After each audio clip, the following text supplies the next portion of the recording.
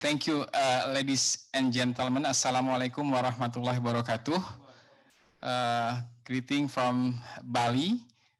We are now joining the G20 Energy Transition Working Group side event conducted by the collaboration from the Southeast Asia Partnership, Energy Transition Partnership, MEMR, and PLN. Once again, thank you very much for all of the participants joining online or also in person here in Bali, and also our speaker that already joined also from the UK, from the Philippines, Vietnam, and also from Malaysia. And we also have here our speaker from PLN, from UNESCO, and also from the MEMR. Before I hand over the event to our moderator, I just want to inform you regarding the event today. So we will have the event until 1.5 hours from now. All the speaker will deliver the presentation, then the slide will be shared with you after the event through your email. And the second, that the moderator will allow you to ask the question through the chat box for the online participant, and also for the offline participant, you can raise your hand and then we can give you the opportunity to raise this question. So I think without further ado, I will hand over the event to Pak Suroso, General Manager, as our moderator for this event today. Pak Suroso, the time is yours.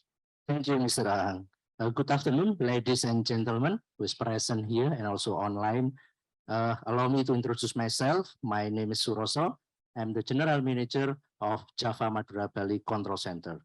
May we all be blessed and great health, and welcome to the G20 Energy Transition Working Group parallel event entitled Smart Grid Solutions in Accelerating Energy Transition in Southeast Asia. This is hosted by the Southeast Asia Energy Transition Partnership. And also allow me to greet a special welcome to the Honorable First Head of Planning Bureau, the Ministry of Energy and Mineral Resources Indonesia, Mr. Krisnawan Anditya. Welcome, Pak.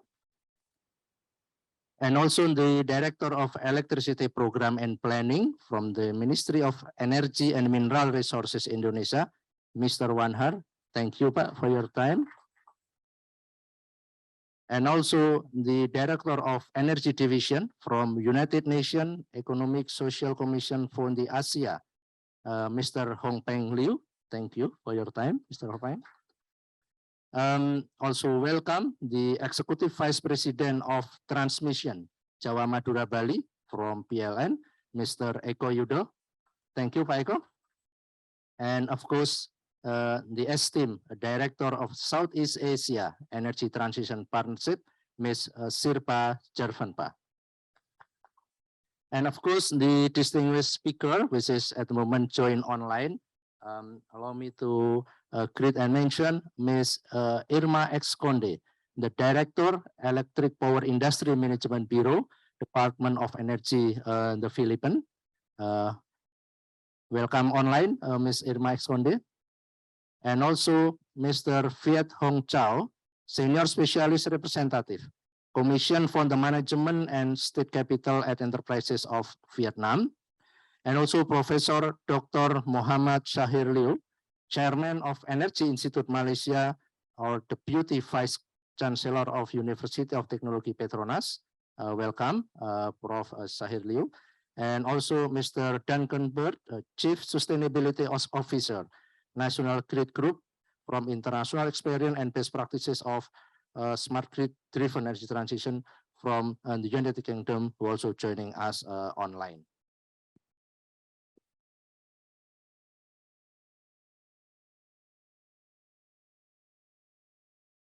Ladies and gentlemen, Southeast Asia has experienced a significant rapid economic growth over the last 2 decades. However, the region expects a massive growth in demand for energy to harness and sustain its momentum. Advancing the adoption of smart grid accommodates the cost-effective integration of new renewable energy into the power system and also improves the overall efficiency of the system. Ladies and gentlemen, for our first agenda today, please welcome Ms. Sirpa Jarvanpa, the Director of Southeast Asia Energy Transition Partnership, to deliver opening remarks. But beforehand, I would like to read the short Ms. Sirva bio. That she is currently hosting the post of Director of Southeast Asia Energy Transition Partnership Program, and she has extensive experience over 20 years with the Asian Development Program. Please, Ms. Sirva, the time and screen and also the stage is yours. Thank you so much, Pastor Rosa. Pak Krisnawan Anditya, Head of Planning Bureau of MEMR, the Ministry of Energy and Mineral Resources. Pak Wanhar, Director of Electricity Program and Planning. Pak Haryanto, Director of PLN Regional Jamali Business. Hong Peng Liu from ESCAP and Executive Vice President Eko Yudo.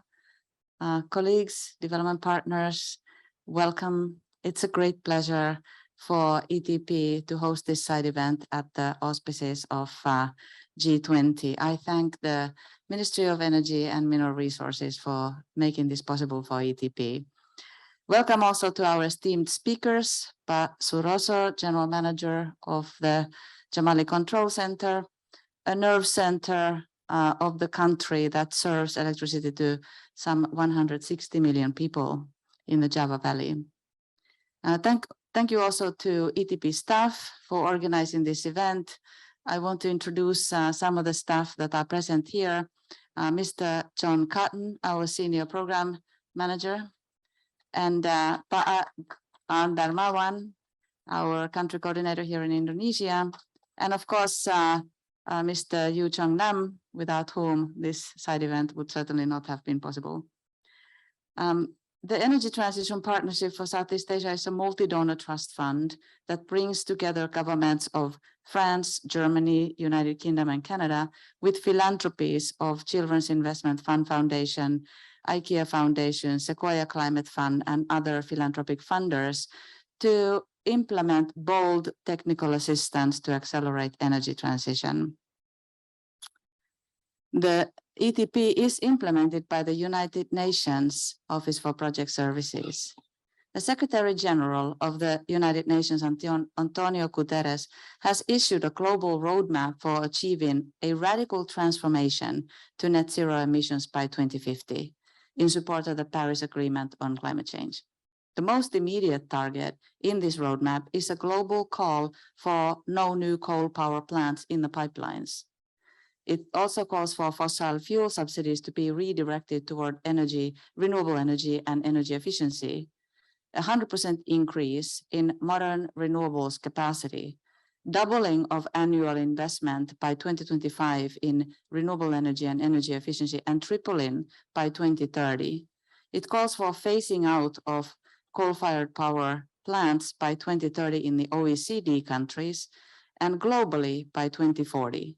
And it calls for 30 million jobs in renewable energy and energy efficiency. Barriers to achieving these goals that we are all working on range from policy misalignment to inadequate infrastructure through to socioeconomic implications of this grand transformation. In this session, we talk about removing a paramount barrier to renewable energy implementation, the power grid. The grids in this region, in their current state, are not able to facilitate integration of the significant renewable energy envisaged under the Secretary General's roadmap. Modern technologies are needed to manage the frequency fluctuations, the variability of the renewable energy, and the dynamic nature of the supply and demand. Grid investments and digital technology integration is expensive and a complex area. It involves a rethinking of the way we do energy business and rethinking of partnerships. ETP is focused on spearheading public and private partnerships that will bring resources that are needed to modernize the grids and to enable flexible market operations. ETP supports smart grids in many ways. The control center support you've heard of in the movie is one. Another one is a multi-party assistance program that we are preparing with the ASEAN Center for Energy to support the ASEAN power grid, where the intention is to expand renewable energy to foster decarbonization of energy sectors in Southeast Asia by taking the APG, the ASEAN Power Grid program, from its current study stage to implementation. Our panel today brings together key perspectives in grid investments, ranging from the utilities to policymakers in Indonesia, Vietnam, and the Philippines, and the development partners. In light of the Secretary General's roadmap for no new coal, coal phase down, redirecting subsidies, and increasing funding for renewable energy, the question I would like to pose to the panel is how can we accelerate investment into the grid infrastructure to enable a rapid uptake of renewable energy, to create the new jobs and open the new opportunities for economic growth that energy transition promises. I look forward to an exciting panel discussion. Thank you. Back to you, Pak Suroso. Thank you for all being here. Thank you very much, Sirpa, for the wonderful opening remarks highlighting the importance of energy transition and also the intriguing questions to the panels regarding how we can do to accelerate the energy transition in Southeast Asia. Distinguished speaker, participant, ladies and gentlemen, now we proceed to our main agenda, where we are going to have a keynote speech followed by 3 burning main topics, which are the role of government to accelerate smart grid-driven energy transition pathways, and then the sharing of regional and international experience. And the last one is case study of PLN Jawa Madura Bali Control Center in Indonesia. And then after the presenter presenting those 3 main topics will be followed by question and answer session. Now for the keynote speech, without further ado, please join us to welcome Mr. Krisnawan Anditya. He is Head of Planning Bureau and the Ministry of Energy and Mineral Resources to deliver keynote speech. Time is yours, Pak Krisnawan. Thank you, Pak Suroso. Good afternoon, ladies and gentlemen from Bali. Director of Southeast Asia Energy Transition Partnership, Mrs. Sirpa Jarva-Venpa, Pak Wanha, Mr. Hopeng Liu, and Mr. Pak Eko from the representing of the PLN, DG of Electricity and UNSCAP. Good afternoon. It is indeed a great pleasure for me to be here today to attend G20 ETP parallel event with the topic is Smart Grid Solution in Accelerating Energy Transition in Southeast Asia. My deepest appreciation to Southeast Asia Energy Transition Partnership for excellent cooperation in preparing today's event. Distinguished participants, ladies and gentlemen, the trend of global energy policy in transitioning to low carbon economy. As stated in the Paris Agreement, we committed to achieve climate neutral world by mid-century. Southeast Asia countries have one of more renewable energy potential, which are used to achieve electrification level and accelerate the energy transition in their respective countries. Indonesia already developed an energy transition roadmap to achieve net zero emission by 2060 or sooner with the international support. With this roadmap, we aim to develop 600 gigawatt of renewable energy in the energy mix coming from solar, hydro, ocean, geothermal, as well as hydrogen and nuclear. We also decarbonize the demand side by the utilization of electric stove, battery electric vehicles, city gas, application of energy management, as well as the implementation of minimum energy performance standard.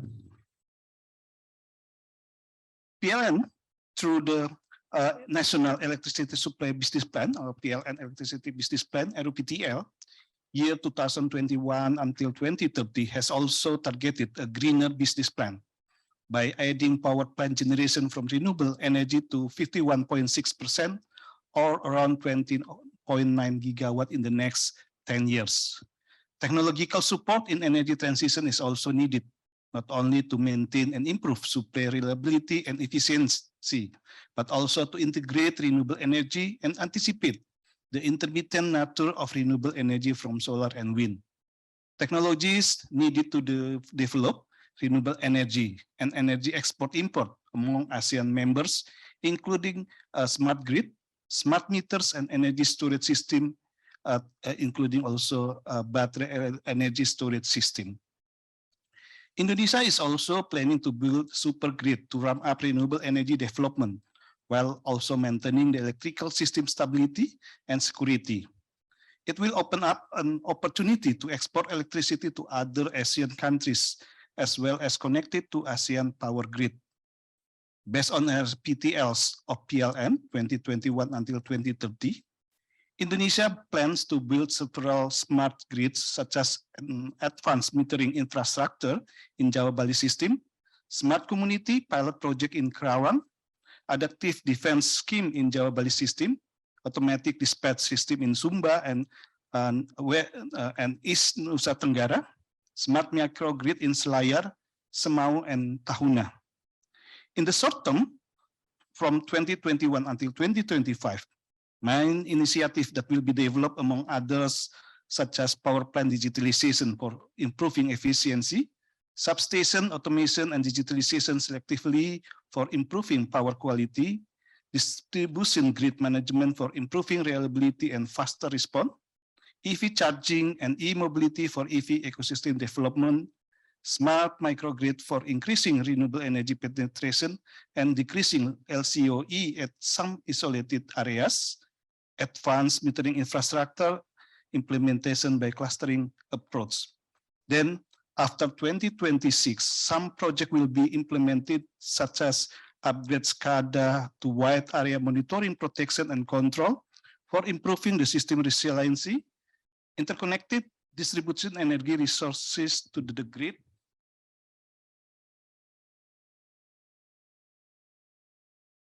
and integrating energy storage for VRA penetration and system stability. Implementing dynamic line writing for improving the system's resiliency and self-healing capability is also one of the projects to be developed in 2026. Some challenges, of course, there is some challenges in development of smart grid Indonesia. Among others are the high cost of equipment, the need for standardization and certification of worker competencies, the need for business model support from the smart grid industry, pressure measurement unit to support monitoring system in real time, communication integration between control devices from different manufacturers, equipment components are advanced such as power electronics, storage, and diagnostic. The control method is advanced because it requires diagnostic speed for decision making. Distinguished participants, ladies and gentlemen, I hope this event can create fruitful discussion and our stakeholders can comprehend the respective rules so that the synergies can be created to accelerate the development of smart grid, particularly in Indonesia. Have a nice discussion. Hopefully you will find constructive opinions, ideas, and suggestions for the success of smart grid development in Indonesia. Thank you. Thank you very much, Mr. Krisnawan Anditya, the Head of Planning Bureau, Ministry of Energy and Mineral Resources, Indonesia, which has been delivered a keynote speech pointing out the important roadmap of Indonesia toward the new cleaner energy environment. Ladies and gentlemen, now we are moving into our first topic, which is a role of government to accelerate smart grid-driven energy transition pathways. Our first speaker, also still from the Ministry of Energy and Mineral Resources Indonesia. Please join me to welcome Mr. Wanhar. Mr. Wanhar is the Director of Directorate Electricity Program and Planning, Ministry of Energy and Mineral Resources Indonesia. He is previously the Director of Environmental Electricity, also in the Ministry of Energy and Mineral Resources, and also has been a long-standing researcher at ASEAN Pacific Research Institute in Japan. Without further ado, Mr. Wanhar, he will deliver a presentation about the electricity infrastructure grid planning and investment needs to support energy transition. Mr. Wanhar, the stage, time, and screen is yours. Thank you, Pak Suroso. Good day from Bali. our participant, especially from the Zoom and also in this room. Today, I will present with the title, the electricity infrastructure planning and investment needs to support energy transition. Ladies and gentlemen, disgrace to all parallel event speakers. In piety, ladies and gentlemen, first of all, let us offer our praise to the God Almighty for His grace that on this day we are able to meet in the smart grid solution in accelerating energy transition in Southeast Asia in a good health. Distinguished ladies and gentlemen, Indonesian government has commitment to support decarbonization in energy sector. It has been stated in the Paris Agreement to reduce global temperature rise not exceeding 2 degrees Celsius and stripping below 1.5 degrees Celsius. The government also has put this commitment in our law number 16, year 2016 on Paris Agreement ratification to the UNFCCC. We set the GHG emission reduction target of 29% unconditional below business as usual and a conditional 41% with sufficient international support by 2030. Next slide, please. The energy sector may reduce GHG around 315 million tons of CO2 by 2030. Distinguished ladies and gentlemen, the authorization of electricity sector is owned by the state and regional government. The government has a role to develop the supporting regulation in electricity program development, while the business is conducted by the business entities who has a permit to run electricity business, which include state-owned enterprise, PLN, private company, cooperative, and communities. Next, please. The electricity business area in Indonesia currently is about 56 business area, where 51 area is integrated business and 5 area is for only distribution and retail business. Next, please. The recent national electricity supply is consists about 76 gigawatt of power generation with renewable energy power plant is about 11.5 gigawatt or 15%, compared to the highest share from the coal-fired power plant by 38 gigawatt or about 50%. The energy mix in electricity sector is dominated by the coal is around 66%, followed by the gas 70% and renewable energy 12.6%. Next, please.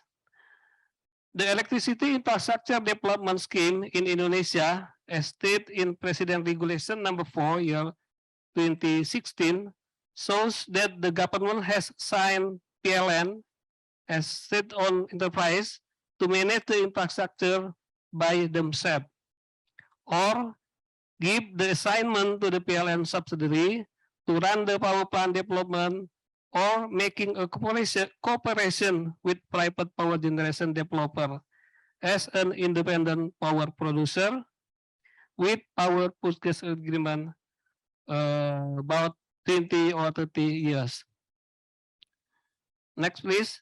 Ladies and gentlemen, in RUPTL 2021 to 2030, which state that as a green RUPTL, Indonesia plan to build up more new and renewable energy power plant with the share about 52%, yeah, compared to the fossil power plant about 48%. And the share of new and renewable energy is bigger than the share of the previous RPTL. The previous RPTL about 30%. There are addition plan of solar PV by 4.6 gigawatt, hydro 10.3 gigawatt, geothermal 3.3 gigawatt, and 2.4 gigawatt from the others new and renewable energy sources. We are no longer plan to the new coal power plant except those that have financing closed or under construction. Next, please. This quiz, ladies and gentlemen, long-term electricity demand in Indonesia is now influenced by CO2 emission reduction target. Without the emission reduction scenario in the energy sector, the electricity demand will be around 1,359 terawatt hour in 2060. With the emission reduction scenario, the electricity demand will be higher than the reduction of in emission in energy sector from 401 million tons to 129 million tons in 2060. Has an impact that the increase of in electricity demand from 1,885 terawatt hour to 1,942 terawatt hour in 2060. Higher demand is because of the electrification of industrial demand and acceleration of the EP penetration, as well as induction stove. Then we optimize the utilization of renewable energy development in power generation and set the target of 2060 with new and renewable energy mix with 100% with total capacity about 708 gigawatt with domination of solar around 421 gigawatt, wind 94 gigawatt, hydro 70 gigawatt, and bioenergy 60 gigawatt, while for the energy storage, we expect to have pump storage by 4.2 gigawatt and BESS 56 gigawatt. Ladies and gentlemen, next please.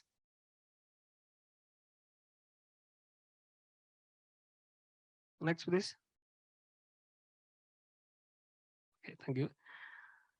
The investment requirement toward net zero emission 2060 is about 28 billion US dollar per year, or total around 1,108 billion US dollar. That will be include 995 billion US dollar of 768 gigawatt power plant and 113 billion US dollar for the transmission line and substation. Total emission from the generation in 2022. Next please. The total emission from power generation sector in 2022 around 243 million ton CO2. By year 2037, there will be power plant emission peak for 401 million tons CO2, and emission will be sharply decreased by 2046 in line with the retirement of coal-fired power plant and combined cycle power plant. Emission will be significantly falling down after 2056 following the completion of fossil plant contract. Emission on power plant will be zero before 2060. Many reasons why Indonesia still use the coal plan is upcoming years because the coal power plant is base load in national electricity system and still cheapest generation cost compared to the others plant. Moreover, next please. Moreover, net zero emission target will be achieved with the support from the development of super grid to increase the renewable energy sharing resource. Super grid is a key factor to achieve zero emission in power generation sector. It will be connect to the big island in Indonesia with interconnection line to connect the high renewable energy sources location and high demand location. Next, please. This list, ladies and gentlemen, we also support the net zero emission target with the development of smart grid. In ROWTL, there are 10 locations that has been supported the facility the smart grid development with advanced metering infrastructure, adaptive defense scheme, advanced control center, automatic dispatch system, and the smart microgrid. The other smart grid also being developed in the eastern part of Indonesia, which include West Nusa Tenggara, South Sulawesi, East Nusa Tenggara, and North Sulawesi.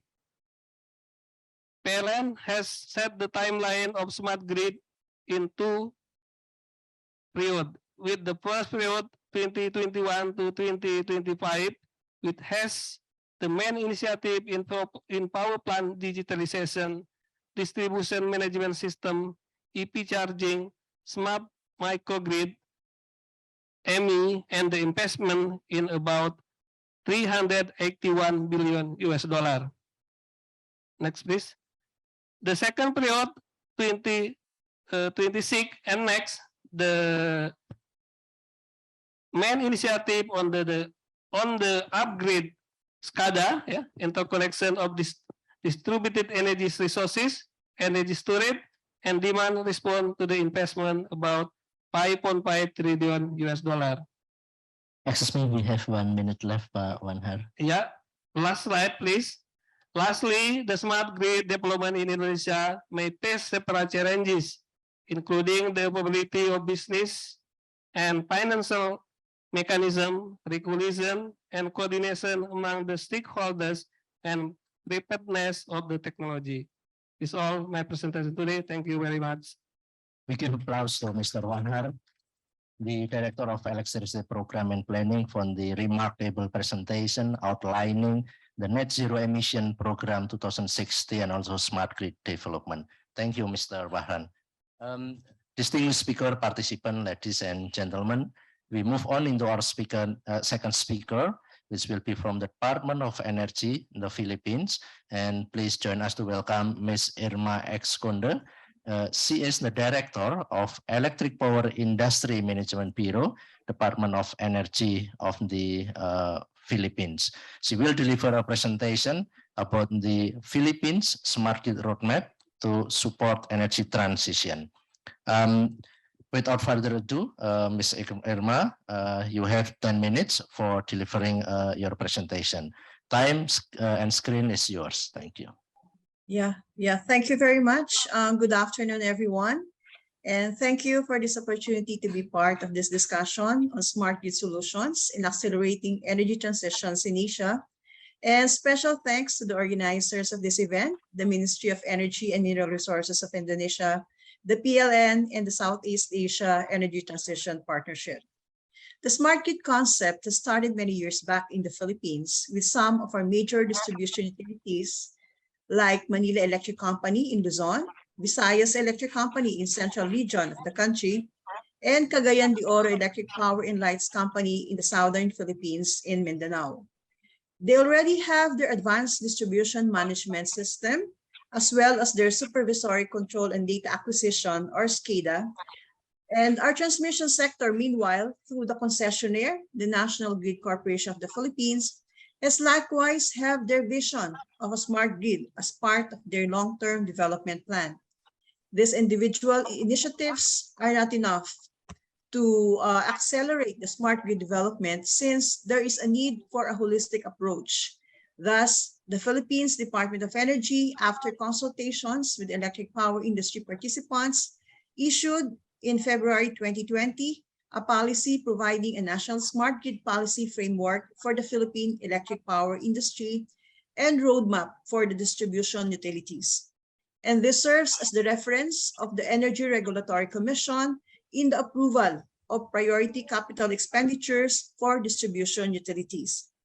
In general, we have laid down the vision, plans, projects, and programs for the generation, transmission, distribution, and load sectors.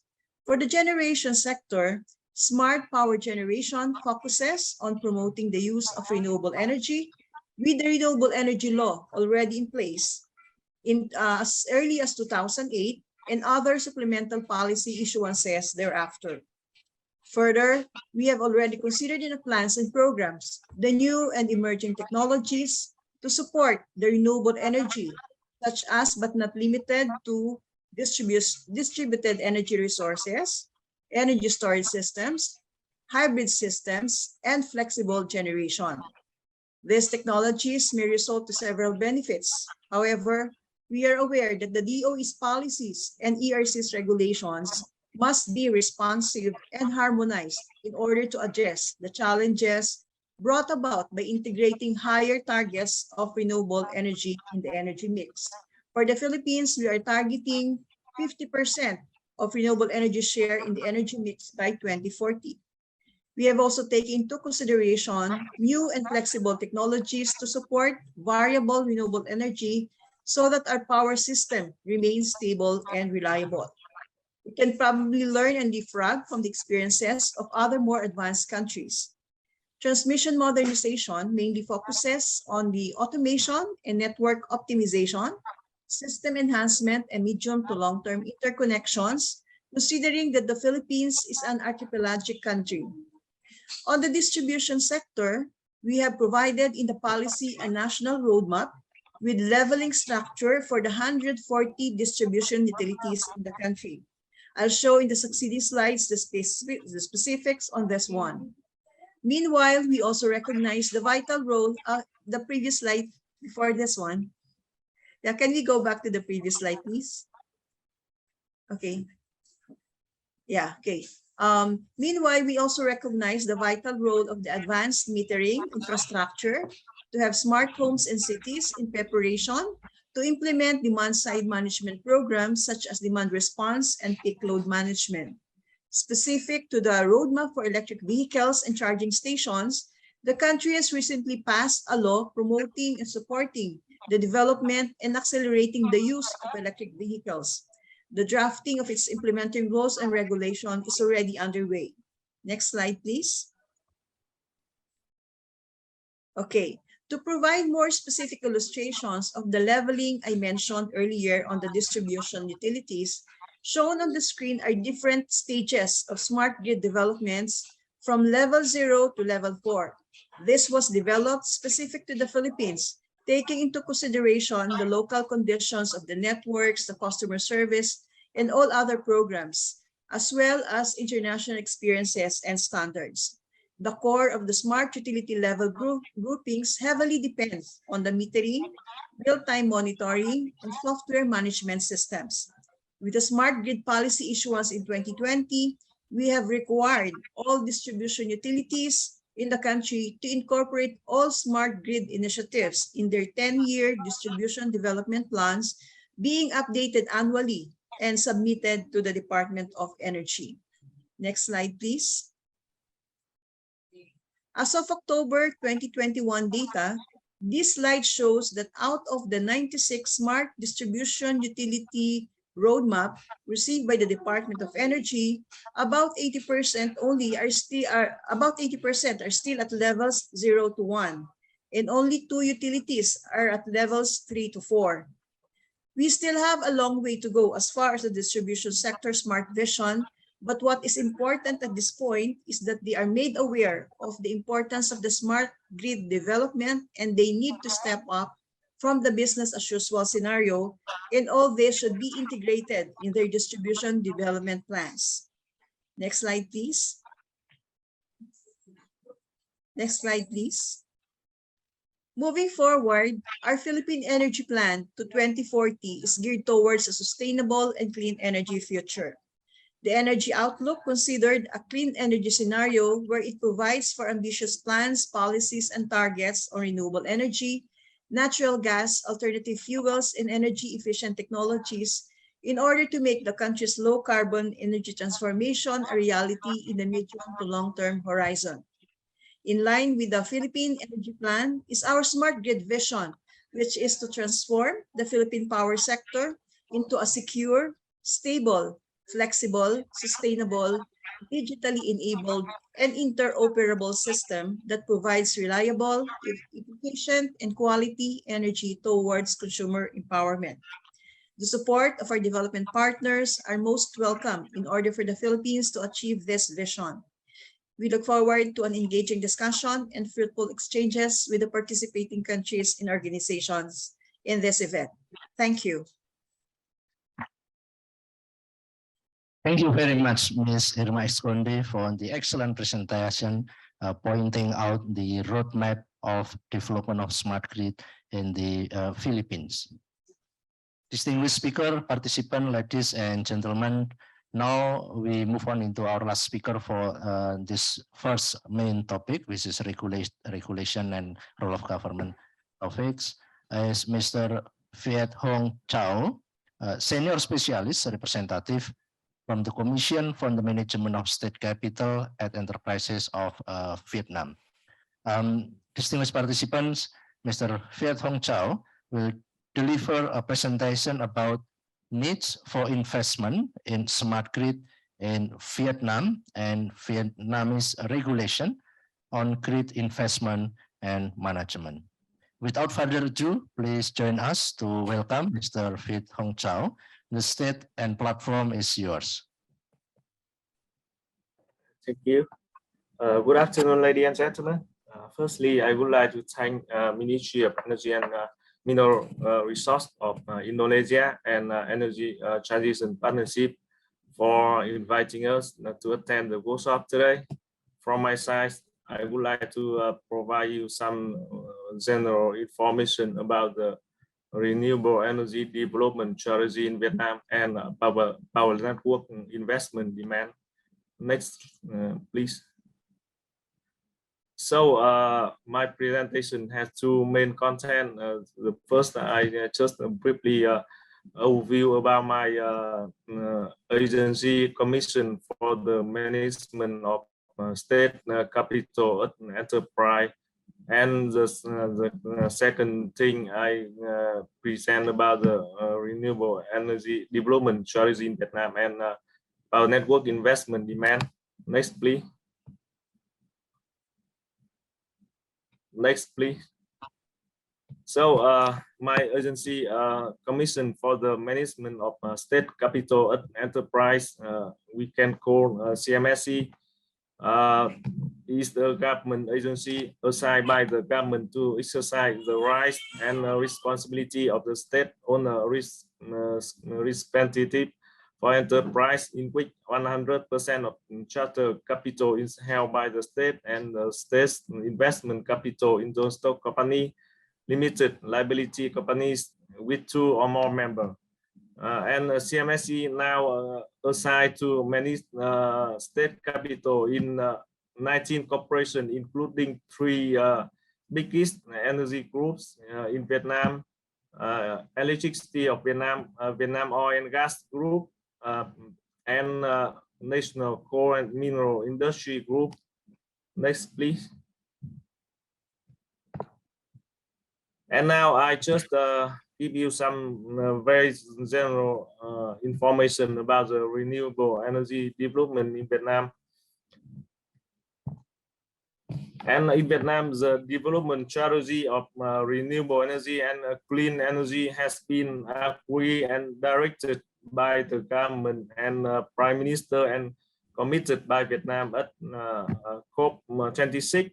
Especially Vietnam has joined nearly 150 countries in committing to bring net emission to zero by 2050 and with 48 countries to join the global declaration on converting coal power to clean energy. Next, please. Next slide, please. And at this time, we are developing the National Power Development Plan for the period of 2021 to 2030, and with a vision to 2045. So I want to show you a draft of power source development plan with base load scenario. So the ratio of wind and solar increased from around 20% in 2025 to 44% in 2045. Coal thermal power plant will be transferred to other sources such as biomass, ammonia, and other sources. And the supported source we can call smart grid solutions such as pumped storage and battery will be developing also. Next, please.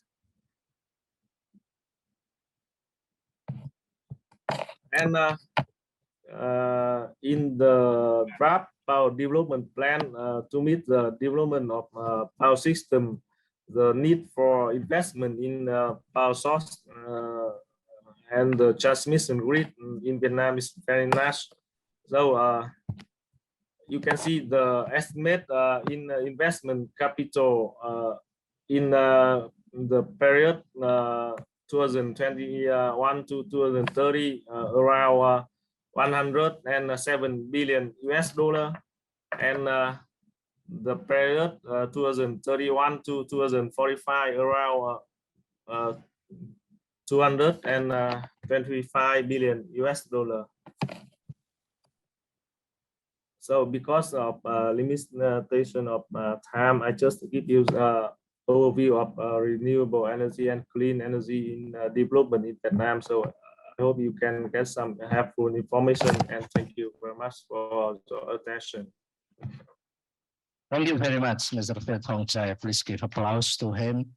Mr. Viet Hong Chau is the senior specialist at Vietnam, outlining the development of power development plan in Vietnam, which for the renewable energy itself will need investment more than 300 billion US dollar up to 2045. Thank you again, Mr. Viet Hong Chau, for your excellent presentation.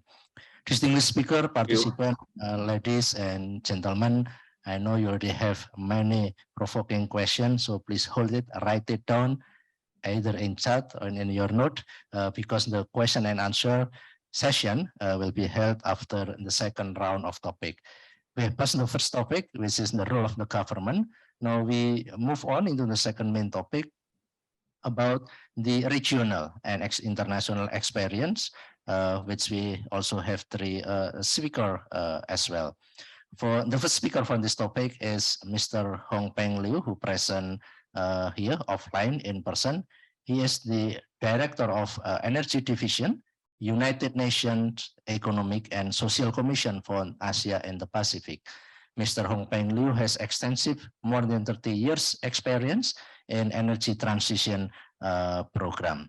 Mr. Hong Peng Liu will deliver a presentation about regional cooperation on smart grid and energy transition in Asia and the Pacific. Without further ado, please welcome Mr. Hong Peng Liu, and the platform, time, and screen is yours.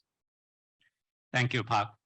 Good afternoon, ladies and gentlemen. I'm very glad to join you here in person for the energy transition discussion, especially focused on the smart grid. So I think my job is a little bit easier after the country's presentation. You give a lot of details about the plan and also your current development of smart grid. I think at the regional level, as GABA, we are working on it. So we look at the power grid as the most important for energy transition. If you see this year, the G20 Indonesia as the presidency of G20, it's really focused on energy transition. Even the ministerial meeting called the Energy Transition Ministerial Meeting. And for energy transition, I think the power sector play a very important role. We look at the power sector to integrate more renewables. We look at the different sectors related to energy consumption. Probably it's to increase the electrification of different sectors. That's mostly we spend our efforts on energy transition. So in terms of the smart grid, can you just move to next slide, please? So the smart grid, which looks like the component which include the procedures and the operations, hardware, institutional frameworks. And we think the procedures and the operations are very important because it's not only look at the technology, but also support how you just move with a different kind of technology to integrate or to transform your existing power sector. And also at the same time, you need this kind of technology. I think our previous speaker already mentioned the different kind of technology, from integration of renewables, from the response to the demand, from the smart metering. I really think the core of power smart grid is look at the decentralized, digitalized, and also decarbonized kind of power grid. So if we can reach this kind of three aspects of the power grid, that I think most of the component of the smart grid will be achieved.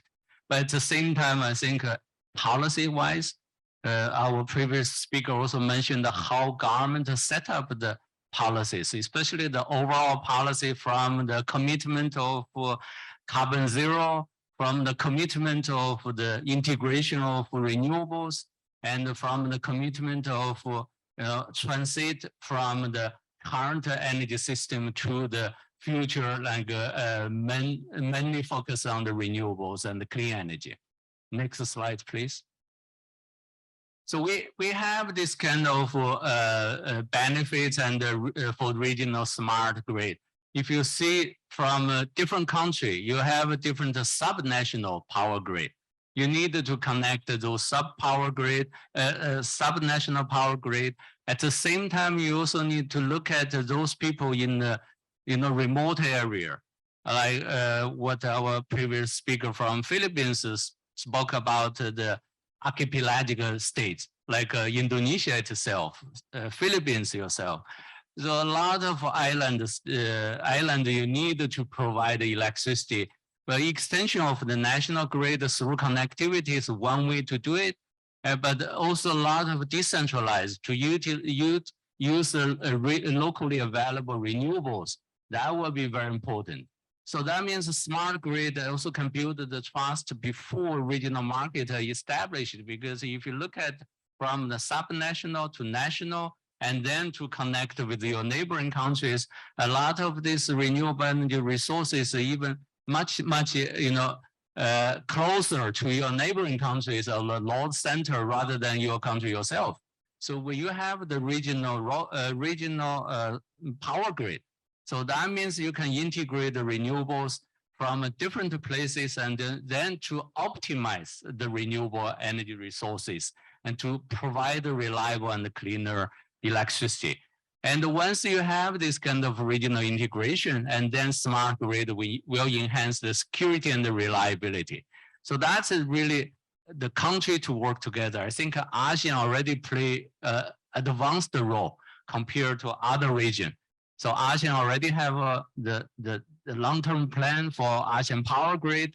You already have achieved the multiple kind of power purchase agreement.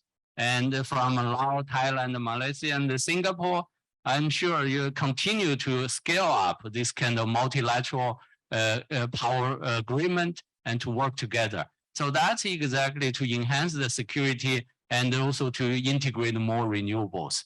I think that's also, we can see the interconnectivity of power grid and smart grid will secure this kind of regional integration, and also to have this integration, embedded with your existing power grid.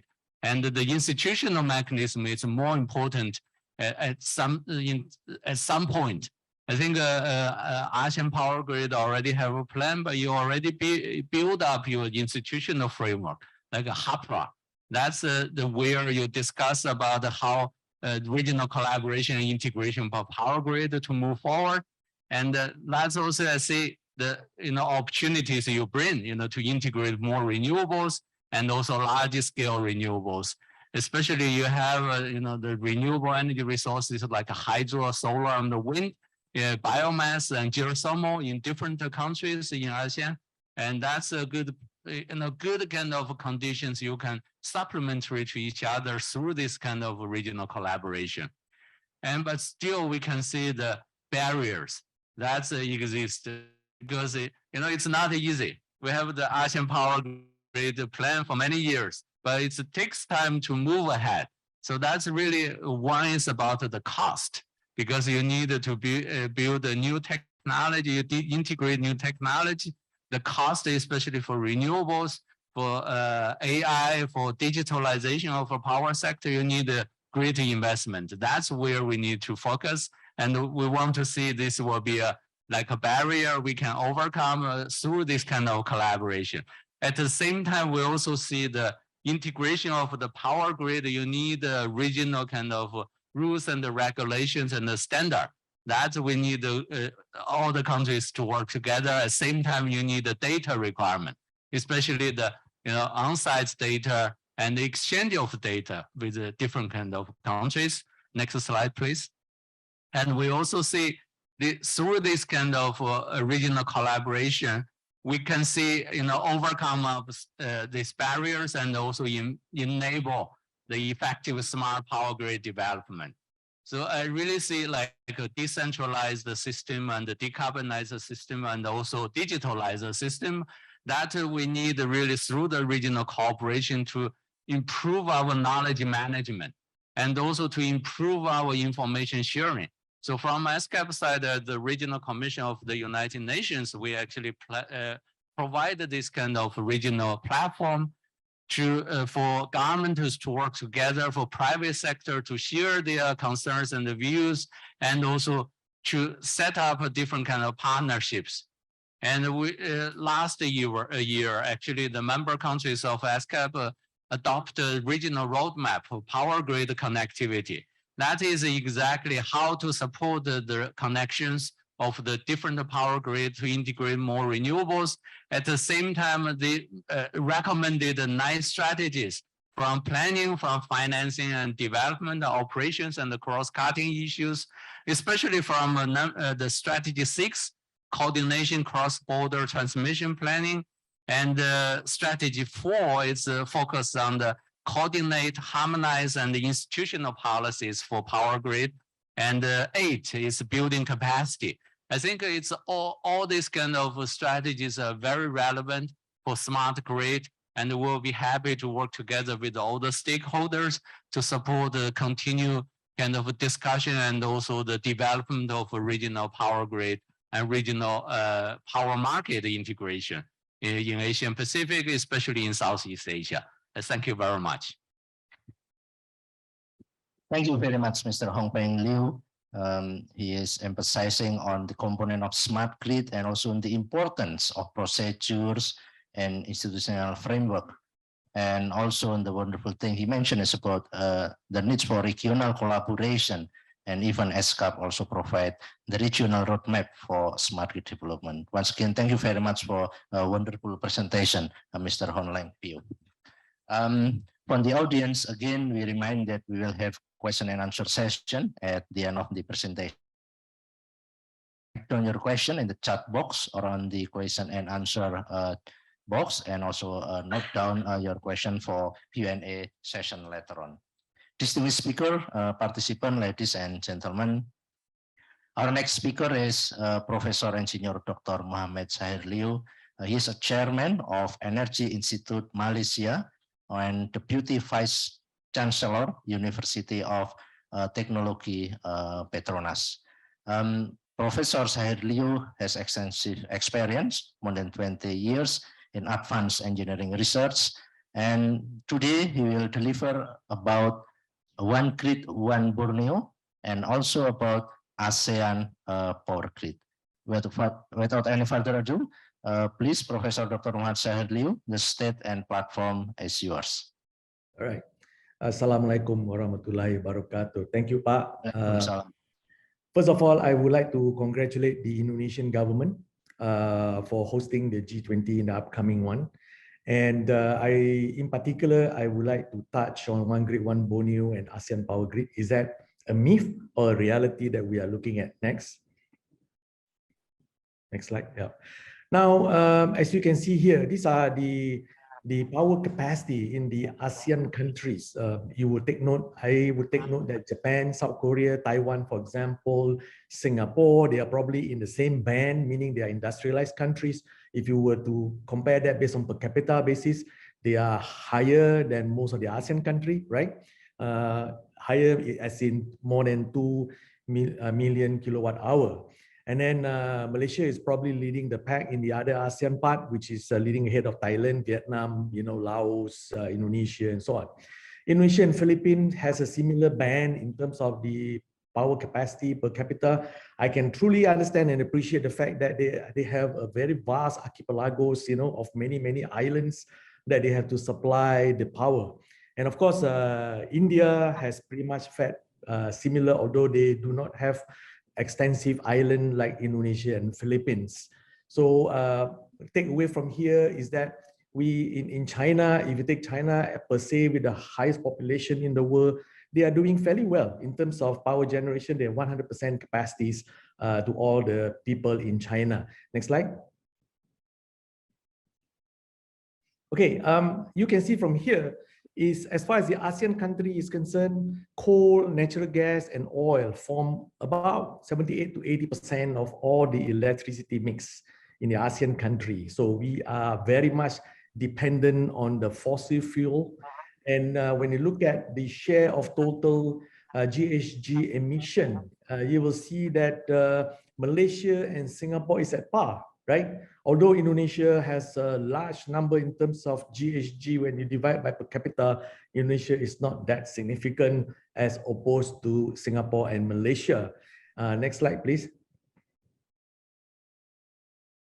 Now, when you talk about the ASEAN power grid to meet the ASEAN economic growth, first of all, we have to understand that this planning in terms of the ASEAN member states has developed since 2003, right? When you look at ASEAN Interconnection Master Plan study, and since then they are looking at further study. There are a lot of challenges that needs to be overcome. That was in 2010, and then 2020, you're looking at interconnection infrastructure for expanded power trade and renewable into the APG, ASEAN Power Grid. Now, so they have actually transitioned from the planning stage into slowly getting into the implementation stage. Next slide, please. Right, the regional integration of ASEAN Power Grid, you can see from here on the right-hand side, there are the existing grid that is in existence, and there are others that to be confirmed. But in short, what I'm trying to share from this slide is Laos, Thailand, and Malaysia has had a power integration project which enable 100 megawatt of power transfer that is already in place. And they are looking at by next year, this 100 megawatt will be on 24/7 basis. So that is a good news. But nevertheless, moving on, next slide, please. Okay, this is the most interesting part. As you know, Sarawak has a net negative zero carbon in terms of emission from the power, right? And as an energy trader, this Trans-Borneo Power Grid, Sarawak to West Kalimantan, where the future of Nusantara, the Indonesian capital, will be, this would require a lot of power to be supplied to the Nusantara. So one of the things that has been developed by Sarawak is to look at this West Kalimantan grid, and I'll share with you shortly on that. And this is part and parcel of the Asian Master Plan of Connectivity of 2025, where one of the elements is this energy infrastructure, which currently has been developed. Next slide. Right. Now, Brunei, Indonesia, Malaysia, and the Philippines, when they talk about the One Great One Borneo, they are actually looking at how they wanted to collaborate together. This would cover Sarawak, Sabah, Brunei, and then the Kalimantan side. The Trans-Borneo Power Grid, in short, have threefold advantages. First, it is a transnational Borneo grid. This is one of it, is outside of the ASEAN side. First ASEAN power grid interconnection outside the mainland of Asia. Peninsular Malaysia, we already have interconnection to Thailand and Singapore as it is. Now, this will also form a close inter-regional cooperation in the spirit of BIMP EGA flagship, as mentioned earlier. And some of the key advantages are socio-economic development of West Kalimantan. This is definitely a need for that in moving forward in view of Nusantara. And also Sarawak has a geological advantages in terms of their geography because it has massive resources, especially in the renewable hydropower. So they're looking at about 30 megawatt of hydroelectricity power to go into the West Kalimantan. Next slide, please. Now, by 2050, talking about terawatt here, the Malaysia, Vietnam, Singapore is pretty much depending upon the other countries that's coming into the pictures. Philippines and also Indonesia, they are all major developer of electricity by 2050. But in terms of renewable energy, we look at on the right-hand side, it's amazing to see that solar and wind are actually two of the major components that we have. Hydro is 14%, wind 17%, and solar 61%. Of course, geothermal is pretty much centric to Indonesia and perhaps to a certain extent, the Philippines. So as such, the renewable energy contribution in the electricity mix will be occupied and dominated by solar and wind. Next slide, please. Right. Now, when we look at towards becoming renewable energy powerhouse in Asia, the proposed interconnection in Borneo grid, eventually the existing connection will have to cross over to the ASEAN mainland to form a total ASEAN power grid. Now, when you do that, the energizing the region by the renewable energy and hydropower becomes quite an initiative that has to be taken care of. ASEAN has a target of integrating 23% of renewable energy by 2025. Now, is it a possibility? I'll share with you on that. Apart from that, the hydropower development is definitely a goal in the Borneo side. Next slide, please. So this is, it remains challenging for ASEAN and Borneo to pursue a strong form of power sector market integration. First reason, geographical landscape made up mostly of archipelagos. So rural electrification, we're talking about rural communities are facing short of their demand for electricity. We know on the average, 13% of the world population do not have any access to electricity. So we are the fortunate ones. And of course, some part of Africa up to 50%. Now, and then we're talking about outdated infrastructure, which is true, and over-reliance on fossil fuel. Like I mentioned earlier, currently we are 80%. And these are dominant issues affecting Kalimantan and Sabah. And we also look at sustainability of power supply. Now, key issue is that some state, Sabah, for example, is highly reliable on gas, although they have capacity for hydro, solar, and etc. And at the same time, the commitment of the government, there are also differences in the country's regulation, but more than that, technical standards, right? And also the market structures and processes. These are the geopolitical differences when we look at how every government of the ASEAN countries operates. This is something that we have to overcome. Next slide.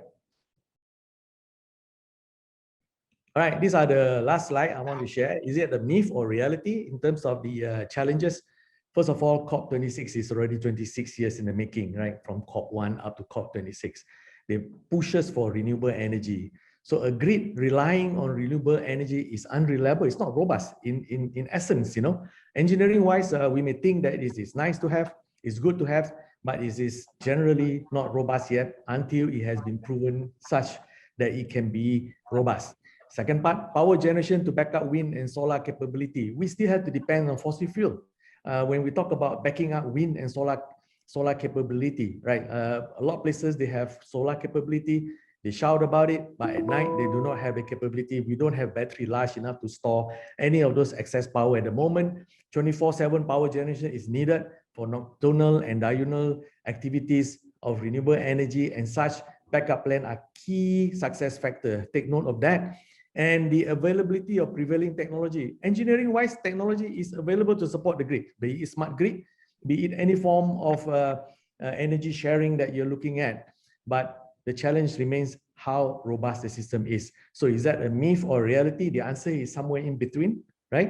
We have to overcome those challenges and those issues. Thank you. Thank you very much, Prof. Sahir. We give applause to Prof. Sahir and for the excellent position regarding the ASEAN Interconnecting Master Plan study, and also One Grid, One Borneo, the myth or the reality of the very regional grid for in the future. So thank you again, Prof. Sahir Liu. Distinguished participants, ladies and gentlemen, from the second topics, international and regional experience, we have last speaker will be Mr. Duncan Bird. Hello, good morning, Mr. Duncan Bird. Good morning. UK. Good afternoon. He is the Chief Sustainability Officer, National Grid Group, and he has been spent a whole career in National Grid Group, and is one of the biggest utility in United Kingdom.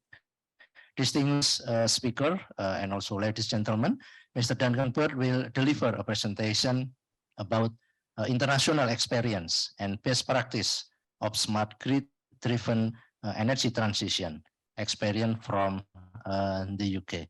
Mr. Duncan Bird, you have 10 minutes to deliver your speech. Thank you. Time and screen is yours. Thank you very much. And it's a very great honor to be here today and join such a distinguished list of guests and speakers. So thank you very much. If I could have the next slide, please. So National Grid is one of the largest listed utilities in the world. We have operations in North America and in the United Kingdom, crossing electricity distribution and transmission, system operation, and then also gas transmission as well. Next slide, please. The main role that our organization plays in decarbonisation is shifting significant energy use across industry and transport onto electricity. We have significant electricity transmission to connect new participants and to also increase the intercontinental interconnection across Europe and the United States to smooth and balance the more variable output from the high levels of renewables that we now see on the grid. And alongside that, we're responsible for the day-to-day operation of the grid in the UK. And we have a target to start operating a zero carbon grid by 2025. And that's against a background in the UK at the moment, where we currently have around 25 gigawatts of wind connected and around 14 gigawatts of solar. So a total renewables component of just about 40 gigawatts against an average demand of around 35 gigawatts. Next slide, please. So that transition has happened very rapidly over the last 10, 12 years. It's an honor to engage in this conversation, and really electrification is key to wider economy decarbonisation as well. And there are many lessons, both good and bad, from the UK. The quick summary of what I will say is that we have rapidly gone to a high level of renewables on the UK grid and have managed to maintain a secure, reliable and economic operation of the grid during that period. Early planning and network development, as you've heard from some of your other presenters, is really key. An important innovation in data and markets can really help remove barriers and promotes the rapid development of a smart grid, both in terms of the optimization of that grid and also the integration of participants such as electric vehicles into that grid. Very early on, we saw significant issues with connection and the need to invest rapidly in the network to grow it. And as we now come to routine operation at more than 50% renewables, market developments are really important to secure a continued efficient and economic grid. just give you a bit more detail on that on the next couple of slides. Next slide, please. So early on in the transition in the UK, maybe 10 years ago, we had a very significant growth in renewable generation and the applications for connection for renewable generation. There was significant expansion, particularly of the north to south network from northern UK down towards London and the south, expanding the main transfer boundary from Scotland to England from 2 gigawatts up to 6 gigawatts. And we had coordinated network development alongside strategic siting, particularly of offshore wind, which will be the backbone of renewable energy supply in the UK. And in order to engage people in that process, we created a new transparent process for the development of that network and technical planning, with wide engagement from industry, from government, from regional governments and administrations, and from power generators. Alongside that network growth and the new connections, there was significant development of new technical standards to accommodate the renewable generation, both during connection and then in routine operation. And the control center is a really important component of that. So fantastic to see the development of the control center in Indonesia and a significant presence from senior members of the control staff at PLN there today. And then there were a significant number of joint network and market studies undertaken to align on what needed to be done and how to develop both the network and the mechanisms in the market to promote the growth of renewable energy and to deliver a robust and reliable grid as that happened. Next slide, please. And so as we move from 50% renewables operation up to routine 100% renewables operation, there's an awful lot of work going on in the UK in these areas now. So the first is markets for flexibility, particularly for flexibility for charging electric vehicles, where they have a high capability to absorb that variable renewable output. And also significant expansion of international interconnection to neighboring countries, which was 15 years ago at 2 gigawatts and will probably rise to 15 gigawatts by the end of this decade. Very, very significant investment in control, data, forecasting and IT for regular high renewables operations. So very sophisticated renewable energy forecasting capability, significant increase in data handling and development of new market and IT systems. And alongside that, lots of investment in control personnel and IT for system awareness tools, enhanced planning, and then enhanced analysis, both in future scenarios, but then looking at the system in real time. Alongside that, we now have open processes, very transparent and public for planning electrification in other sectors, both in transport and heat. And there's a significant amount of regulatory development to support the growth of electricity networks, supported by early money to support that investment, and significant efforts to ensure that gas networks are treated appropriately as their usage declines. Final slide, please. Perfect, excellent. So I just want to finish by summarizing that the change in the UK has been very rapid. We have seen a transition to 50% renewables in a little under 10 years, and that the investment in smart grid technology and the associated IT for markets and control centers is a really vital component of that. That's my presentation, and I'll pass back to the room. Thank you. Thank you very much. We give applause to Mr. Duncan Bird for the excellent presentation, highlighting the role of national grid in terms of decarbonization, and also very important lesson learned and key issues from UK experience when conducting the energy transition. Thank you once again, Mr. Duncan Bird. Ladies and gentlemen, after we have a journey through the regulation and also the second topic regarding the international experience, now we move on into the last topic regarding a case, the example on how PLN in Java, Madura, Bali building a new control center in order to enabling more renewable energy coming into the picture for the energy transition. Will be delivered by Mr. Eko Yudo. He is the Executive Vice President for Transmission of Java Madura Bali, will deliver a presentation about the importance of upgrading control center to integrate more variable renewable energy into PLN Java Bali grid system. Mr. Yudo is a long professional engineer, more than 25 years experience in PLN, and his previous post is also the general manager of Java Madura Bali Control Center. To Pak Eko, the time and stage is yours. Thank you, Pak Suroso. Assalamualaikum warahmatullahi wabarakatuh. Selamat sore, salam sejahtera untuk semua. Om Swastiastu, salam namo buddhaya.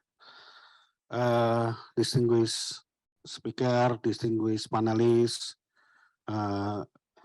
let me introduce that I already said with Mr. Suroso. We have some experiences in Java Bali, how to develop our new control center. Distinguished guests, ladies and gentlemen, good afternoon. Warm greeting to all of you. First, we would like to praise Allah Subhanahu wa Ta'ala for grace and blessing, so that we can together here in G20 ETPG webinar with the theme Smart Grid Solution to Accelerating Energy Transition in Southeast Asia.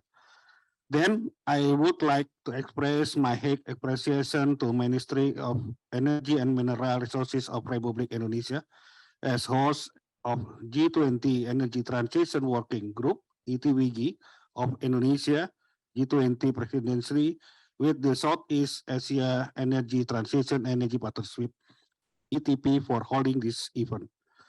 For this honorable occasion, I will deliver our presentation with the title Important of Upgrading Our Control Center to Integrate More Variable Renewable Energy in PLN Java Bali Control Center System. Next. Please, next slide. Okay. Java Madura Bali is the largest power system in Indonesia. This power system consists of approximately 250 generation unit that total capacity is around 38.5 gigawatts and about 560 substations. With the current highest peak load is about 29 gigawatt. Java Madura Bali deliver about 70% of PLN revenue and should optimize the generation costs that dominate by 60 until 70% of the fuel costs. The real-time operation of Java Madura Bali for power grid performed by Java Madura Bali Control Center, or well known as a GCC or P2B. This optimized operation that's managed by dispatcher with the turnover around 500 billion rupiah per day. This control center was last upgraded in 2005 and now operated distributed control center scheme that consists main control center and the 5 regional control center. Next. Please, next slide. Next. Okay. As the commitment of the net zero emission in 2060, renewable energy generation will penetrate for the large capacity in Java Madura Bali as the largest power system in Indonesia.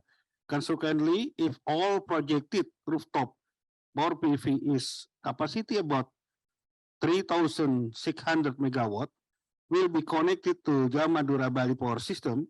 Variable renewable energy, or well known as VRE, will be dominated renewable energy penetration more than 55%.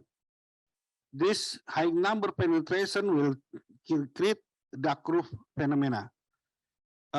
Phenomena will be reflected dark shape curve as the effect the penetration of the large capacity solar photovoltaic that push dispatchable thermal generation plant to technical minimum loading. Simulation show that this phenomena will be happen in 2024. Large capacity of solar photovoltaic push coal fire power plant to cross the technical minimum loading until 9,000 megawatt. Consequently, this coal fire power plant must be shut down. When coal fire power plants should start from the shutdown or well known from the cold start, it will be require expensive fuel costs and it's our waiting time. Otherwise, when the intermittent exists to trigger fall of the frequency, fast response generating unit will be ready to compensate the step drop of the frequency. As the ratio Jam Madura Bali power system should invest high cost to set fast response generating unit in the standby mode. Please next start. Next slide. Okay. Honorable ladies and gentlemen, the flexible operation and the urgency to deal with the future technology encourage the importance of the transformation of Java Madura Bali Control Center. That existing concept Java Madura Bali still adopt distributed control center, where exists one central control center and the 5 regional control center. The design cause the system recovery from the large disturbance will be relatively slow. Furthermore, the existing database capacity let the development of the system into the stagnant mode. Then there are still no future to deal to future technology. No VRR forecasting to deal with the need to mitigate the risk of RI intermittency. No grid analysis feature that support voltage stability application, transient security, and wet area monitoring system.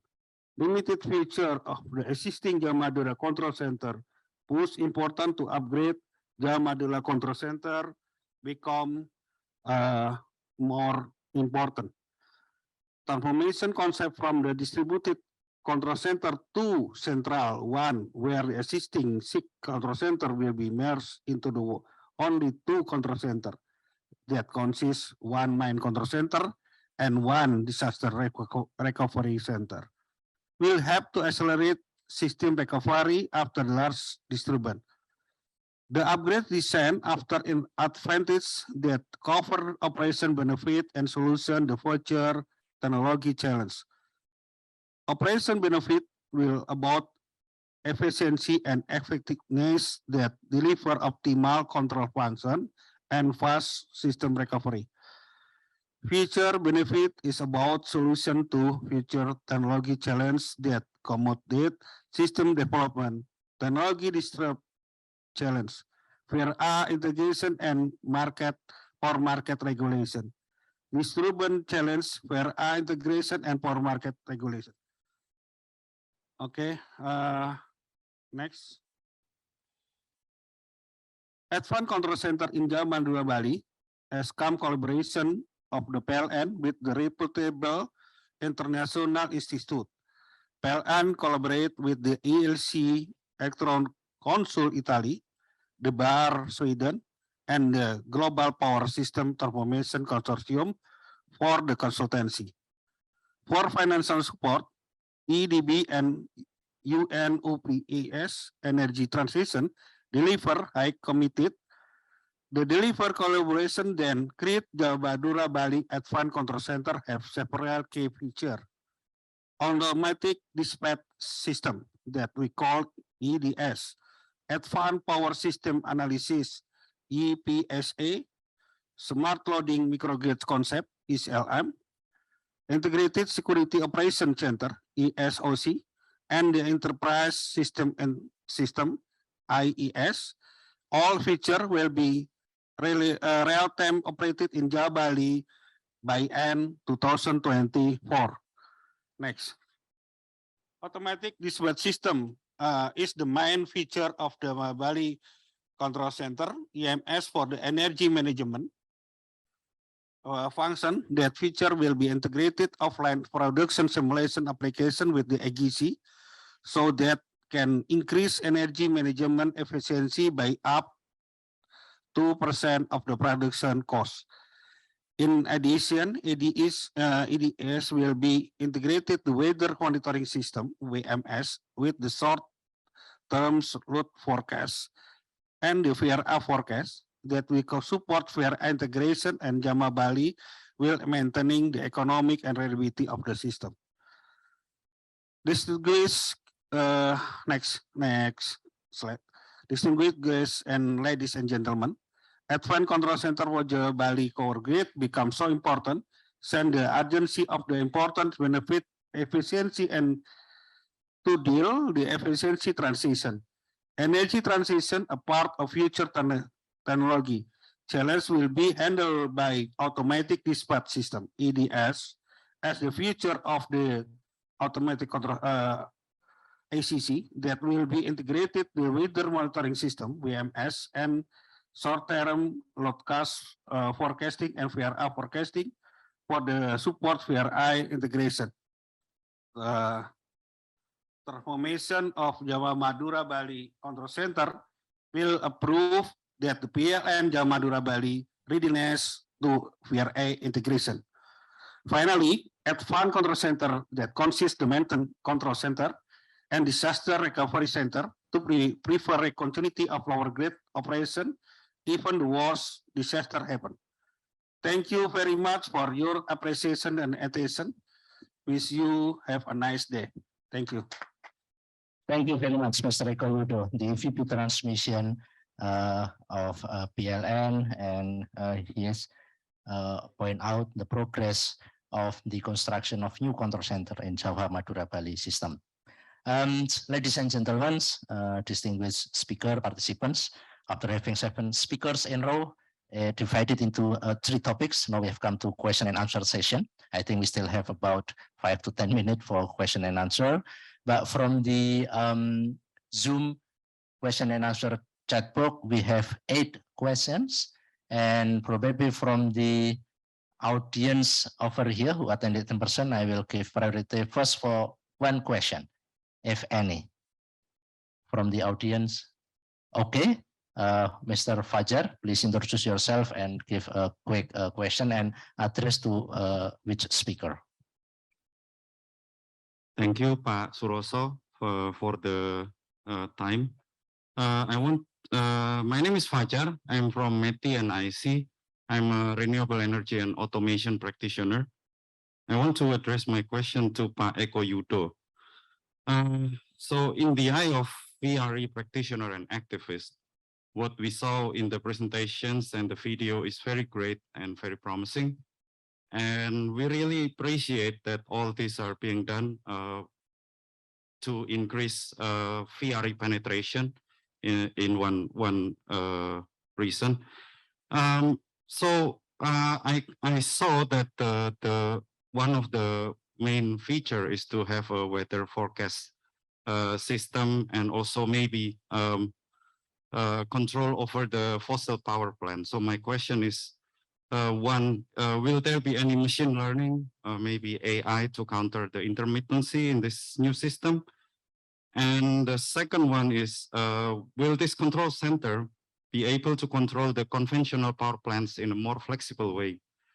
Can the slow power plants be ramped up and down to counter intermittency and duck curve? Because all of this will need modifications in the power plant itself. And the last one is, all of this depends on the data from the VRE power plant to the system, to the control center. So in the rise of the captive VRE, for example, the rooftop PV, which maybe now PLN don't get the data, will this system also solve this problem, because it will give PLN more intermittency than it expected. So will this technology also address that, so that we may have relaxation of the limitations, technical limitations from PLN now due to the captive power VRE? Thank you very much. Thank you, Pak Fajar, for the very good question regarding the weather monitoring system in new advanced control center. Pak Fajar is the practitioner, and he just recently built the solar farm in Selayar Island in Sulawesi. So, Pak Eko, you may respond to his question. Okay. Number one is weather monitoring forecasting. We using weather monitoring forecasting with the BMKG. That's point Pak Suroso, BMKG, and from data from BMKG will be adding in our system for the forecasting. This is the real for the real forecasting, but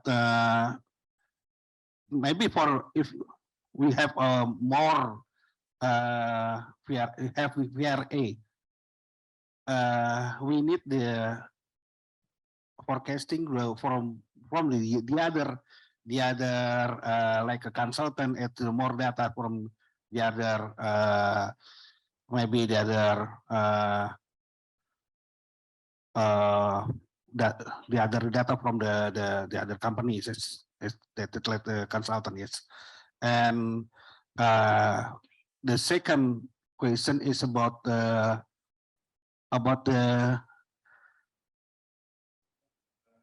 conventional power plant. Can yes.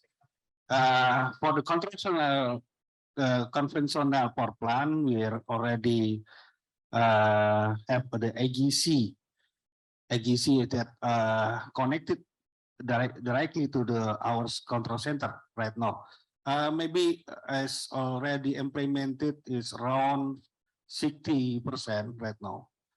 So I think if we will catch up the until the 90%. So when the new control center is already operation, that will be controlled directly to the conventional power plant. And the other is about the captive VRE. Huh? Captive VRE. Captive VRE. Like rooftop PV. Yes. Will you take the data also to? Yes. That is our blind spot right there, maybe.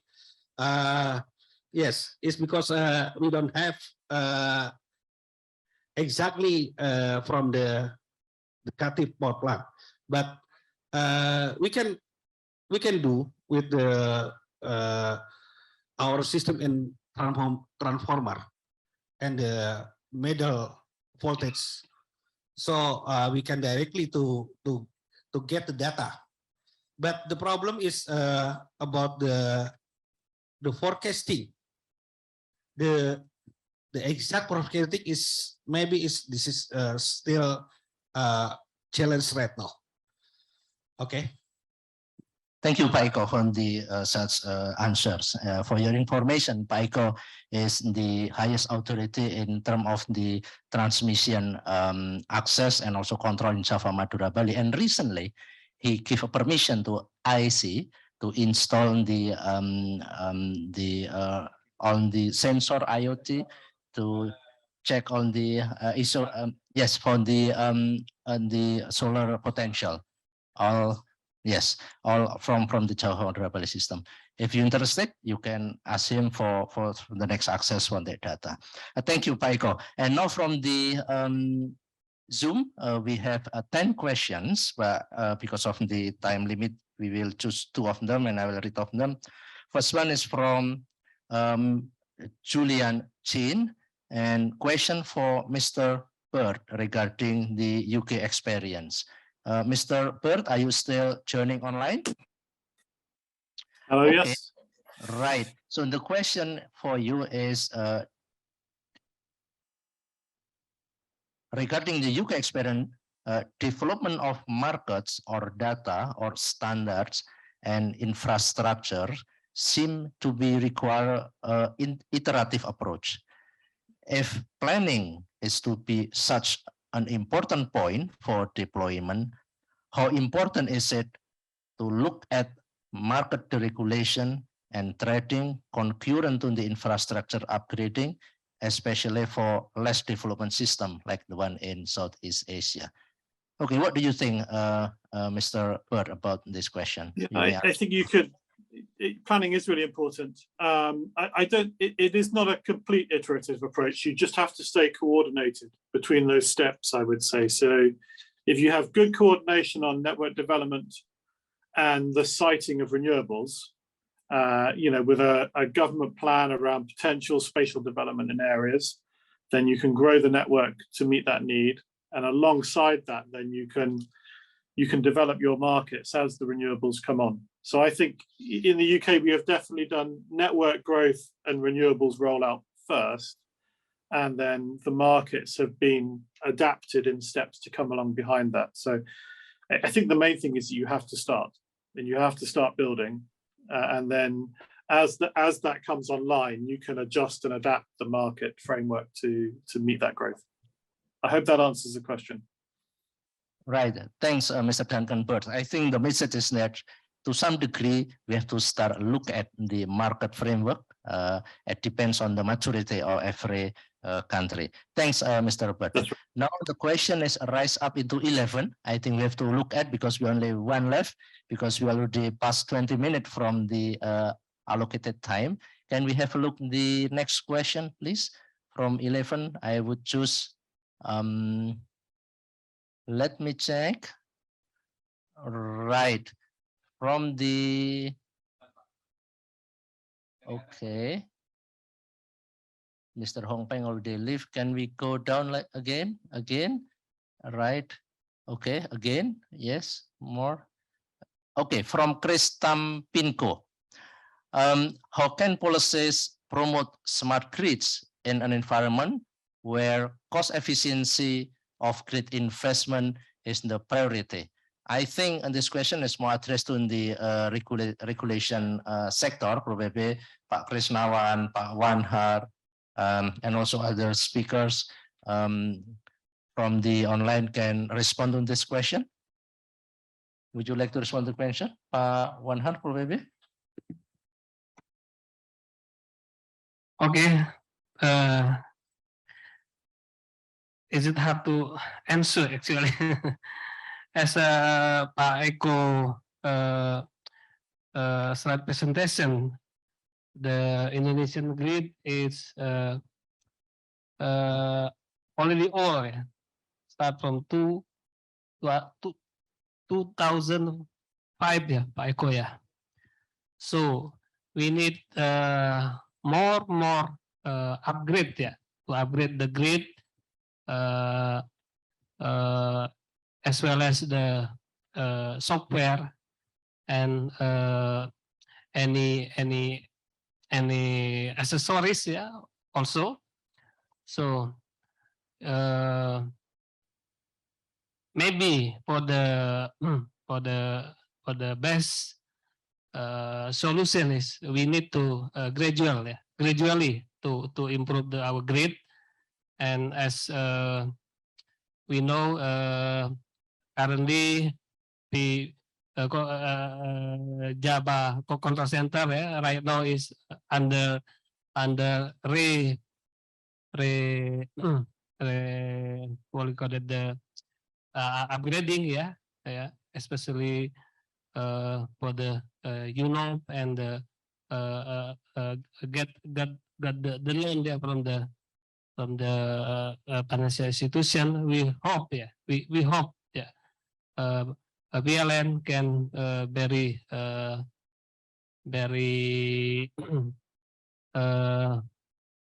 can give us the optimization, optimal output of this project. And again, from the government, grid extension, grid in smart meters is very important, especially in order to energy transition, to more can handle variable renewable energy in the future. Maybe. Thank you. Thank you, Mr. Arwan for the answer. And I would like to call Ms. Irma Excondi to answer the question as well, since the questions came from Chris from Philippines. Ms. Irma, are you still online with us? Yeah. Good afternoon again to everyone. So, okay. Yeah, I'll just click my my point here. Okay, so this is on the policies to promote smart grids in an environment where cost efficiency of grid investments is the priority. Actually, this is a challenge that we have faced from the very start, because that's why in my presentation, what was shown is that most of the distribution utilities, especially the small ones, they are not yet viable to invest or probably have their facilities be smart because of the high cost of this the investments required.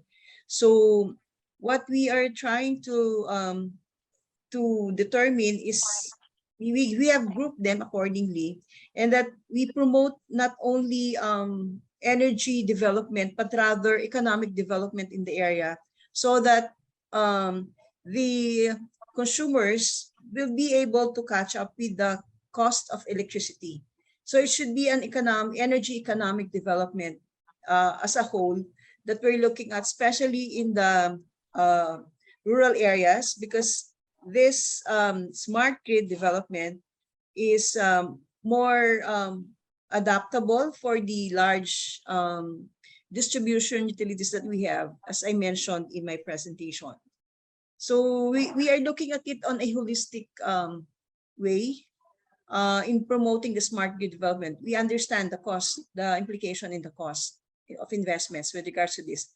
I think it's not easy. There are many challenges with promoting smart grid. That's why it's a long-term plan for us in the Philippines, especially I mentioned the many islands that we have and many distribution utilities. So various challenges specific to our country. Thank you. I hope I responded to the question accordingly. Thank you. Thank you very much, Ms. Irma. I think the answer is clear that the optimization between cost efficiency and also investment plan need to be seen as a holistic approach in developing the smart grid development and framework. Ladies and gentlemen, I believe there are still many questions, but we have already come to the end of this program. And after this, there will be a closing remark from Mr. John Cotton, Senior Program Manager of Southeast Asia Energy Transition Partnership. But before that, we'll have a photo session, either the one who attended offline in person here and also online. So I would like to ask everybody in Zoom, if you'd like to open up the camera. We will have a photo session online and also together with the whole participant and attendants in this room. Okay, Pak Ang, maybe you can. Just stand up. Okay, right. So I mean, right. The participant will stand behind. Is it okay for you? Right. Yes. Okay. Everybody, please go to the stage and please open up the Zoom camera. We will have a picture together before closing the. Ditutup. Oh, bisa. All right. Okay. And also, meanwhile waiting, the record of Zoom meeting will be available at the ETP website together with all the slides of the participant and presentation today. Okay, the first position and also the one in online, somebody take the picture. Okay, right. Yeah. We need just only to see that photo because not seeing the LED. Okay. Ya. Kasih Kak. instruksi Mas. Kasih Aba-aba once lagi. again. Ya. Ya. Okay, we counting 10 numbers from the Zoom line and offline. 10, 9, 8, 7, 6, 5, 4, 3, 2, 1, 0. Okay, thank you very much for the distinguished speaker and participant. We really appreciate all the contribution for this seminar. And now we come to the closing remark. Please welcome Mr. John Cotton. He is a senior program manager, Southeast Asia Energy Transition Partnership. Please deliver the closing remark and time is yours. Hello. Yes, hi. Thank you, Pak Suroso. You have done a stellar job of moderating today. We thank you, and definitely the best dressed person in the room. Thank you very much. So thank you to all participants who have joined today. And I'll give a special mention to the 150 plus people that joined online and who have stayed here until the end. That's highly appreciated. It's very difficult to summarize what has happened today because we've had a lot of information. So I won't try to capture everything that's been said. Rather, I'll give just the lessons that I learned. The event was opened up in the context of the UN Secretary General's Net Zero Emissions Roadmap. With that backdrop and with that urge to move forward with the urgency to fight against the effort of the negative impacts of climate change, we were asked, how can we accelerate investments into the grid, and what are the key measures needed? And we ask this question about acceleration because although we see lots of roadmaps, the effects of climate change aren't following a nice, granular, linear roadmap. The effects of climate change are out of our control. And the roadmaps are a fantastic starting point. And the NDCs and the COP26 commitments are a great starting point. But it's our role as humans to keep trying to accelerate these roadmaps. The NDCs are iterative. So COP27 will see an improved round of commitments, hopefully. And the people in this room, the speakers, the people online, we are the people here actually who can bring forward the targets and reduce greenhouse gas emissions.